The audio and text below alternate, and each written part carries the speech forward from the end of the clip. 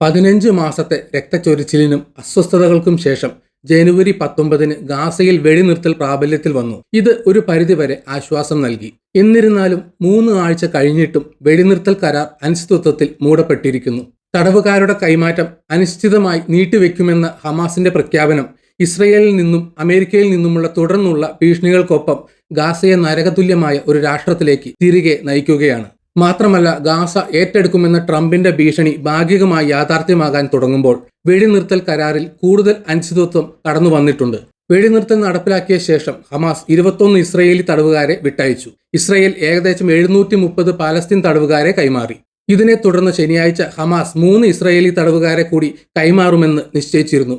പകരം 100-ലധികം പാലസ്തീൻ തടവുകാരെ വിട്ടയക്കും. അതിനിടെ കിഴക്കൻ ജെറുസലേമിലെ പാലസ്തീൻ നിയന്ത്രണത്തിൽ വളരെ കാലമായി പ്രവർത്തിച്ചിരുന്ന ഒരു ലൈബ്രറിയിൽ ഇസ്രയേൽ പോലീസ് റെയ്ഡ് നടത്തി. ഇത് വെടിനിർത്തൽ കരാറിന്റെ ലംഘനമാണെന്ന് ചൂണ്ടിക്കാട്ടി തടവുകാരുടെ മോചനം അനിശ്ചിതമായി നീട്ടിവെക്കുന്നുവെന്ന് ഹമാസ് പ്രഖ്യാപിച്ചു. ഗാസയിലേക്കുള്ള മാനുഷിക സഹായ പ്രവാഹം ഇസ്രയേൽ പ്രതിരോധ സേന തടയുകയാണ്. ഷെല്ലാക്രമണത്തിലൂടെയും വെടിവെപ്പിലൂടെയും വടക്കൻ പ്രദേശങ്ങളിലേക്ക് മടങ്ങുന്ന പാലസ്തീനികളെ അവർ ലക്ഷ്യമിടുന്നു. കഴിഞ്ഞ 3 ആഴ്ചയായി കരാർ പ്രകാരമുള്ള ബാധ്യതകൾ ഇസ്രയേൽ നിറവേറ്റിയിട്ടില്ല. ഇതിന് മറുപടിയായി ശനിയാഴ്ച നടക്കാനിരിക്കുന്ന തടവുകാരുടെ മോചനം ഇനിയൊരു അറിയിപ്പുണ്ടാകുന്നതുവരെ വൈകിപ്പിക്കുമെന്ന് ഹമാസ് പ്രഖ്യാപിച്ചു. ഹമാസിന്റെ സൈനിക വക്താവ് അബു ഉബൈദ് പ്രസ്താവനയിൽ പറഞ്ഞു, ഇസ്രയേൽ വെടിനിർത്തൽ കരാർ ലംഘിക്കുന്നത് അവസാനിപ്പിച്ചാൽ ഷെഡ്യൂൾ പ്രകാരം തടവുകാരുടെ കൈമാറ്റം പൂർത്തിയാക്കാൻ തയ്യാറാണെന്ന് ഹമാസ് കൂട്ടിച്ചേർത്തു. ഇസ്രയേലിന് തങ്ങളുടെ കടമകൾ നിറവേറ്റാൻ മതിയായ സമയമുണ്ടെന്നും കുടിയിറക്കപ്പെട്ടവർക്ക് ടെന്റുകളും മറ്റു സാധനങ്ങളും എത്തിക്കാനുള്ള ശ്രമങ്ങളെ തടസ്സപ്പെടുത്തുകയാണെന്നും അവർ ആരോപിച്ചു. വെടിനിർത്തൽ നടപ്പിലാക്കിയതിനെ തുടർന്ന് ഇസ്രയേൽ സൈനിക നടപടികളിൽ 92 പേർ കൊല്ലപ്പെട്ടതായി ചൊവ്വാഴ്ച ഗാസയിലെ ആരോഗ്യ മന്ത്രാലയം റിപ്പോർട്ട് ചെയ്തു. തുടർന്ന് തടവുകാരെ മോചിപ്പിക്കുന്നതിൽ കാലതാമസം വരുത്തിയെന്ന ഹമാസിന്റെ പ്രഖ്യാപനത്തിന് മറുപടിയായി ഇസ്രയേൽ ഒരു സൈനിക മുന്നറിയിപ്പ് നൽകി. ഗാസയിൽ ഉണ്ടാകുന്ന ഏത് സാഹചര്യത്തെയും നേരിടാൻ തയ്യാറെടുപ്പുകൾ നടത്തണമെന്ന് ഇസ്രയേൽ പ്രതിരോധ മന്ത്രി നിർദ്ദേശിച്ചു. ഹമാസിന്റെ നടപടികൾ വെടിനിർത്തൽ കരാറിന്റെ പൂർണ്ണമായ ലംഘനമാണെന്ന് ഇസ്രയേൽ വാദിച്ചു. തുടർന്നുള്ള മണിക്കൂറുകളിൽ പ്രധാനമന്ത്രി ബെഞ്ചമിൻ നെതന്യാഹു സൈനിക നേതൃത്വവുമായി ചർച്ചകൾ നടത്തുകയും ഒരു സുരക്ഷാ ക്യാബിനറ്റ് യോഗം വിളിക്കുകയും ചെയ്തു. ഈ യോഗത്തിന് ശേഷം ഗാസയ്ക്കകത്തും പരിസരത്തും സൈനിക വിന്യാസം ശക്തിപ്പെടുത്താൻ നെതന്യാഹു ഉത്തരവിട്ടു. തടവുകാരുടെ മോചനം മാറ്റിവെക്കുമെന്ന ഹമാസിന്റെ പ്രഖ്യാപനത്തിന് മറുപടിയായി US പ്രസിഡന്റ് ഡൊണാൾഡ് ട്രംപാണ് ആദ്യം ശക്തമായി പ്രതികരിച്ചത്. മുമ്പ് സമ്മതിച്ച 3 തടവുകാരെ മാത്രമല്ല, ഹമാസിന്റെ ശേഷിക്കുന്ന എല്ലാ തടവുകാരെയും ശനിയാഴ്ച ഉച്ചയ്ക്ക് മുമ്പ് വിട്ടയച്ചില്ലെങ്കിൽ ഗുരുതരമായ പ്രത്യാഘാതങ്ങൾ ഉണ്ടാകുമെന്നും ഗാസ വീണ്ടും ഒരു നരകതുല്യമായ അവസ്ഥയിലേക്ക് വീഴുമെന്നും അദ്ദേഹം മുന്നറിയിപ്പ് നൽകി. ശനിയാഴ്ച ഉച്ചയോടെ ഹമാസ് തടവുകാരെ മോചിപ്പിച്ചില്ലെങ്കിൽ വെടിനിർത്തൽ അവസാനിപ്പിക്കുമെന്നും ഇസ്രയേൽ ഗാസയിൽ തീവ്രമായ പോരാട്ടം പുനരാരംഭിക്കുമെന്നും നെതന്യാഹു പിന്നീട് പ്രസ്താവിച്ചു. 4 മണിക്കൂർ നീണ്ടുനിന്ന സുരക്ഷാ ക്യാബിനറ്റ് യോഗത്തിന് ശേഷമാണ് അദ്ദേഹത്തിന്റെ പ്രസ്താവനകൾ. ഗാസയ്ക്കായുള്ള ട്രംപിന്റെ പദ്ധതികളും അവരുടെ പൊതുവായ കാഴ്ചപ്പാടും അംഗീകരിക്കുന്നുണ്ടെന്ന് ചൂണ്ടിക്കാട്ടി ഈ വിഷയത്തിൽ ട്രംപിന്റെ നിലപാടിനെ അദ്ദേഹം സ്വാഗതം ചെയ്തു. നിലവിൽ വെടിനിർത്തലിന്റെ ആദ്യഘട്ടത്തിന്റെ ഭാഗമായി ഹമാസ് 17 തടവുകാരെ കൂടി വിട്ടയക്കേണ്ടതുണ്ട്. ഇതിൽ 9 പേർ ഇപ്പോഴും ജീവിച്ചിരിപ്പുണ്ടെന്ന് റിപ്പോർട്ടുകൾ സൂചിപ്പിക്കുന്നു. മറ്റുള്ളവർ കൊല്ലപ്പെട്ടുവെന്ന് ഇസ്രയേൽ വൃത്തങ്ങൾ അവകാശപ്പെടുന്നു. മൊത്തത്തിൽ 76 ഇസ്രയേലി തടവുകാർ ഹമാസിന്റെ കസ്റ്റഡിയിലാണ്. എല്ലാ തടവുകാരെയും ശനിയാഴ്ച വിട്ടയക്കണമോ അതോ 3 പേരെ മാത്രം വിട്ടയക്കണമോ എന്ന് നെതന്യാഹു വ്യക്തമാക്കിയിട്ടില്ല. എന്നിരുന്നാലും എല്ലാവരെയും വിട്ടയക്കുക എന്നതാണ് പ്രധാനമന്ത്രിയുടെ ഉദ്ദേശമെന്ന് ഒരു ഇസ്രയേലി മന്ത്രി പ്രസ്താവിച്ചു. അതേസമയം ട്രംപിന്റെ ഭീഷണികളെക്കുറിച്ച് ഒരു ഹമാസ് പ്രതിനിധി മറുപടി നൽകി. ഇരുപക്ഷവും പാലിക്കേണ്ട ഒരു കരാറുണ്ട്. തടവുകാരെ മോചിപ്പിക്കാനുള്ള ഒരേയൊരു മാർഗമാണിത്. ട്രംപ് ശ്രദ്ധിക്കേണ്ടതാണ്. ഭീഷണികളുടെ ഭാഷയ്ക്ക് ഞങ്ങൾ ഒരു വിലയും കൽപ്പിക്കുന്നില്ല. അത് കാര്യങ്ങൾ കൂടുതൽ സങ്കീർണമാക്കുകയുള്ളൂ. ഡൊണാൾഡ് ട്രംപ് അധികാരം ഏറ്റെടുക്കുന്നതിന് മുമ്പ് അമേരിക്ക, ഖത്തർ, ഈജിപ്ത് എന്നിവയുടെ ശ്രമങ്ങൾ ഹമാസിനെയും ഇസ്രയേലിനെയും ഗാസയിൽ ഒരു വെടിനിർത്തൽ കരാറിലേക്ക് കൊണ്ടുവന്നിരുന്നു. 6 ദിവസം നീണ്ടുനിന്ന ചർച്ചയ്ക്ക് ശേഷം ജനുവരി 19 ആദ്യഘട്ടം പ്രാബല്യത്തിൽ വന്നു. പാലസ്തീൻ തടവുകാരെയും ഇസ്രയേലി തടവുകാരെയും പരസ്പരം കൈമാറ്റം ഇതിൽ ഉൾപ്പെട്ടിരുന്നു. കരാർ പ്രകാരം തടവുകാരുടെ കൈമാറ്റം മാർച്ച് 2 വരെ ആഴ്ചതോറും നടത്തേണ്ടതായിരുന്നു. അടുത്ത കൈമാറ്റം ശനിയാഴ്ച നടക്കും. യുദ്ധം അവസാനിപ്പിക്കാൻ ഉദ്ദേശിച്ചുള്ള നടപടികൾ ശേഷിക്കുന്ന എല്ലാ തടവുകാരെയും മോചിപ്പിക്കാനും ഇസ്രയേലിനെ ഗാസയിൽ നിന്ന് പൂർണ്ണമായും പിൻവലിക്കാനും കരാറിന്റെ 2ാം ഘട്ടം ആവശ്യപ്പെട്ടു. എന്നിരുന്നാലും ഈ നടപടികൾ കൂടുതൽ ചർച്ചകൾക്ക് വിധേയമായിരുന്നു. ആദ്യഘട്ടത്തിന്റെ പകുതി കഴിഞ്ഞിട്ടും കരാറിന്റെ നിബന്ധനകൾ ഇതുവരെ പൂർണ്ണമായും പാലിക്കപ്പെട്ടിട്ടില്ല. 2ാം ഘട്ടത്തെക്കുറിച്ചുള്ള ചർച്ചകൾ കഴിഞ്ഞ ആഴ്ച ആരംഭിക്കേണ്ടതായിരുന്നു. എന്നാൽ നെതന്യാഹു ഇതുവരെ തന്റെ ടീമിനെ ആദ്യഘട്ടവുമായി ബന്ധപ്പെട്ട സാങ്കേതിക പ്രശ്നങ്ങൾ മാത്രം ചർച്ച ചെയ്യാൻ അനുവദിച്ചിട്ടുണ്ട്. ആദ്യഘട്ടം നീട്ടാനുള്ള നിർദ്ദേശങ്ങൾ ഇപ്പോൾ കരാറിന്റെ ചട്ടക്കൂടിനുള്ളിലെ മറ്റൊരു സാധ്യതയായി പരിഗണിക്കപ്പെടുന്നു. മരിച്ച തടവുകാരുടെയും ഹമാസ് അംഗങ്ങളുടെയും മൃതദേഹങ്ങൾ കൈമാറണമെന്ന് മൂന്നാം ഘട്ടം വ്യവസ്ഥ ചെയ്തു.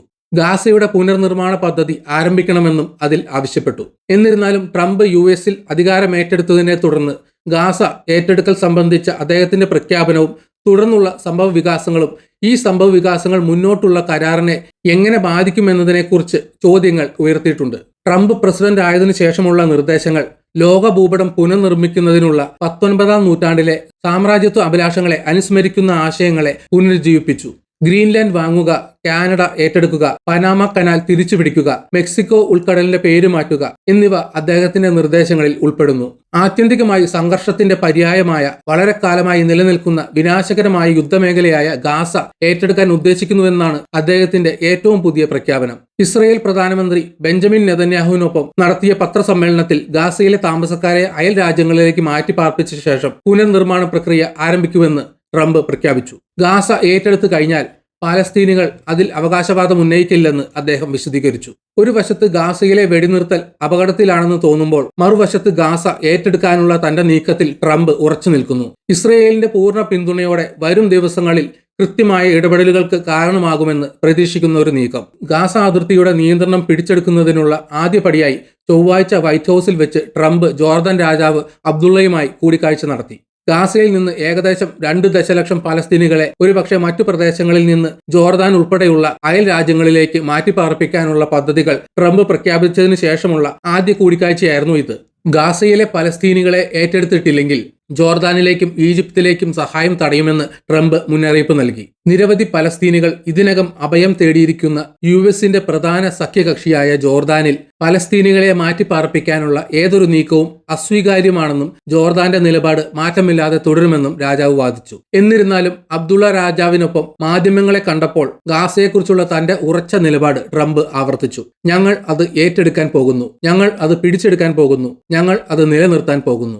US ഗാസ ഏറ്റെടുക്കുകയാണെങ്കിൽ അത് മേഖലയിലുടനീളം നിരവധി തൊഴിലവസരങ്ങളും സൃഷ്ടിക്കുമെന്നും മറ്റു രാജ്യങ്ങളെ പങ്കെടുക്കാൻ US സമ്മർദ്ദം ചെലുത്തുമെന്നും ട്രംപ് അവകാശപ്പെട്ടു. എന്നിരുന്നാലും അത്തരം നീക്കങ്ങൾ അന്താരാഷ്ട്ര നിയമങ്ങൾ ലംഘിക്കുമെന്ന് അബ്ദുള്ള രാജാവ് മുന്നറിയിപ്പ് നൽകി. എല്ലാവർക്കും സാധ്യമായ ഏറ്റവും മികച്ച പരിഹാരത്തിന്റെ ആവശ്യകതയെ ഊന്നി പറഞ്ഞു. രോഗങ്ങളാൽ ബുദ്ധിമുട്ടുന്ന 2000 പാലസ്തീനി കുട്ടികളെ ജോർദാൻ ഏറ്റെടുക്കുമെന്ന് പോലും അദ്ദേഹം പരാമർശിച്ചു. ഗാസയെക്കുറിച്ചുള്ള ട്രംപിന്റെ പ്രഖ്യാപനത്തെ നെതന്യാഹു ആവേശത്തോടെ പിന്തുണച്ചെങ്കിലും നിരവധി US സഖ്യകക്ഷികൾ എതിർപ്പ് പ്രകടിപ്പിച്ചിട്ടുണ്ട്. ട്രംപിന്റെ ആശയത്തെ ഇതുവരെ കേട്ടതിൽ വെച്ച് ഏറ്റവും മികച്ചതായി നെതന്യാഹു വിശേഷിപ്പിച്ചു. ഇത് എല്ലാവർക്കും ഒരു അതുല്യമായ ഭാവി സൃഷ്ടിക്കാൻ കഴിയുമെന്ന് സൂചിപ്പിക്കുന്നു. ട്രംപിന്റെ പ്രഖ്യാപനം അദ്ദേഹത്തിന്റെ അടിസ്ഥാനപരമായ റിയൽ എസ്റ്റേറ്റ് താൽപര്യങ്ങൾ ചൂണ്ടിക്കാണിച്ചുകൊണ്ട് മറ്റ് പദ്ധതികൾക്കുള്ള ഒരു മറ മാത്രമാണെന്ന് ചില വിമർശകർ വിശ്വസിക്കുന്നു. ഗാസയെക്കുറിച്ചുള്ള ട്രംപിന്റെ ആശയത്തെക്കുറിച്ച് റിപ്പബ്ലിക്കൻ സെനറ്റർമാർ പോലും സംശയം പ്രകടിപ്പിച്ചിട്ടുണ്ട്. ട്രംപ് അടുത്തിടെ പ്രഖ്യാപിച്ച ഈ ആശയം ആദ്യമായി അവതരിപ്പിച്ചത് അദ്ദേഹത്തിന്റെ മരുമകൻ ജാരഡ് കുഷ്ണറാണ്. ഏകദേശം 1 വർഷം മുമ്പ് എന്ന വസ്തുതയിൽ നിന്നാണ് സംശയങ്ങൾ പ്രധാനമായും ഉയർന്നു വരുന്നത്. പടിഞ്ഞാറൻ രാജ്യങ്ങളിൽ ശ്രദ്ധ കേന്ദ്രീകരിക്കുന്ന കുഷ്ണറുടെ സ്വകാര്യ ഇക്വിറ്റി സ്ഥാപനവും ഈ വിഷയത്തിൽ ഉൾപ്പെട്ടിട്ടുണ്ട്. ട്രംപ് ഭരണകൂടം മുന്നോട്ട് വെച്ച 2020 പാശ്ചാത്യ സമാധാന പദ്ധതിയുടെ ശില്പികളിൽ ഒരാളായിരുന്നു കുഷ്ണർ. വിവിധ നിക്ഷേപ അവസരങ്ങൾ വാഗ്ദാനം ചെയ്തിരുന്ന ഈ പദ്ധതി വ്യാപകമായ എതിർപ്പിനെ തുടർന്ന് ഒടുവിൽ തകർന്നു. ഇപ്പോൾ ട്രംപ് വീണ്ടും ശ്രദ്ധാകേന്ദ്രമായതോടെ അദ്ദേഹത്തിന്റെ പുതുക്കിയ നീക്കം ഈ മുൻ ആശയത്തിന്റെ തുടർച്ചയാണെന്ന് തോന്നുന്നു. വംശീയ ഉന്മൂലനത്തിന് സമാനമായി ഗാസയിലെ നിവാസികളെ അവരുടെ മാതൃരാജ്യത്ത് നിന്ന് ബലമായി നീക്കം ചെയ്യാനുള്ള പദ്ധതി.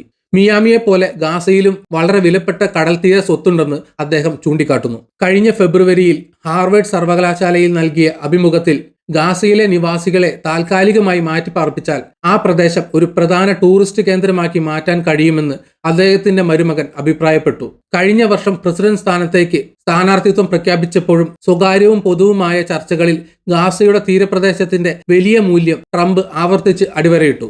ഈ മേഖലയുടെ ഗണ്യമായ റിയൽ എസ്റ്റേറ്റ് സാധ്യതകളെക്കുറിച്ച് സൂചന നൽകി. ശ്രദ്ധേയമായി ഇറാഖ്, അഫ്ഗാനിസ്ഥാൻ തുടങ്ങിയ സ്ഥലങ്ങളിലെ US വിദേശ ഇടപെടലുകളെയും അധിനിവേശ ചെലവുകളെയും ഒരു കാലത്ത് നിശിതമായി വിമർശിച്ചിരുന്ന ട്രംപ് ഇപ്പോൾ ഗാസയുടെ നിയന്ത്രണം ഏറ്റെടുക്കാൻ നിർദ്ദേശിക്കുന്ന അതേ വ്യക്തിയാണ്. ഈ നീക്കത്തിന് വലിയ ചെലവുകളും തീവ്രമായ സംഘർഷങ്ങളും ഉണ്ടാകുമെന്ന് പ്രതീക്ഷിക്കുന്നു. ഈ വീഡിയോ ഇവിടെ നിർത്തുന്നു. നിങ്ങൾക്ക് വീഡിയോ ഇഷ്ടപ്പെട്ടെങ്കിൽ ലൈക്ക് ചെയ്യുക. ചാനൽ സബ്സ്ക്രൈബ് ചെയ്തിട്ടില്ലെങ്കിൽ സബ്സ്ക്രൈബ് ചെയ്യണം. അതുപോലെ നിങ്ങളുടെ വിലയേറിയ അഭിപ്രായം കമന്റിൽ രേഖപ്പെടുത്തണം. മറ്റൊരു വീഡിയോയുമായി വീണ്ടും കാണാം. ബൈ.